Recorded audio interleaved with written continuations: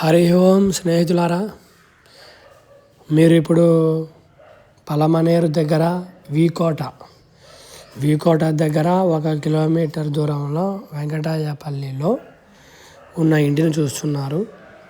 అప్పట్లో ప్రహరీ గోడని కొద్దిగా రౌండ్గా కట్టారు. అది నాకు చాలా బాగా నచ్చింది.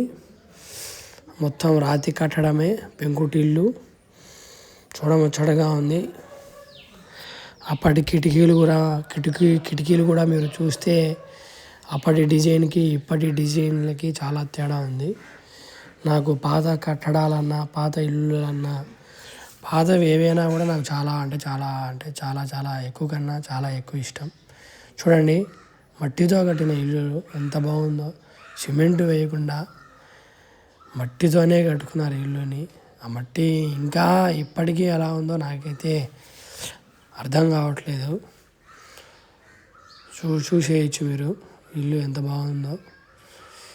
ఎర్రమట్టితో కట్టారు. కిటికీ పైన అది వెంటిలేటర్ అనుకోవచ్చు మనము. చల్లగా ఉంది అక్కడంతా కూడా. ఎండ ఎక్కువగా లేదు. కడపలో కాస్త ఎండ ఎక్కువగా ఉంటుంది, అక్కడ ఎండ తక్కువగా ఉంటుంది.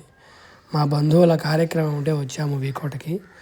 మీరు చూడవచ్చు, కార్యక్రమం జరుగుతుంది. తర్వాత అందరం కలిసి ఇలా బంధువులమందరము భోంచేసాము. మాకు ఇక్కడ వసతిని, వంటని, భోజనాన్ని కల్పించిన వారు వీరు. తృణమో తీసుకొని పాపం చేసినందుకు వాళ్ళకు ధన్యవాదాలు తెలుపుకోవచ్చు. ఆ ప్రాంతాలలో గడ్డివాములను ఇలా స్తంభాల పైన పెడతారు. కడప జిల్లాలో ఇలా పెట్టరు. అది అక్కడికి ఇక్కడికి వేరియేషన్ అనుకోవచ్చు. చూడండి, అప్పటి వాకిళ్ళు. మా బంధువుల ఇంటికి వెళ్ళాము, ఇంకొక బంధువుల ఇంటికి.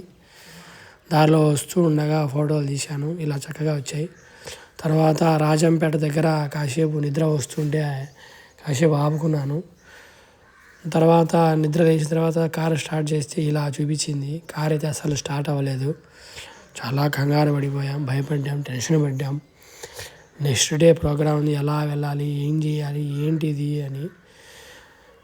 మళ్ళీ ఎలాగో దేవుని మొక్కుకొని కారు స్టార్ట్ చేస్తే ఎందుకో తెలీదు మళ్ళీ స్టార్ట్ అయింది.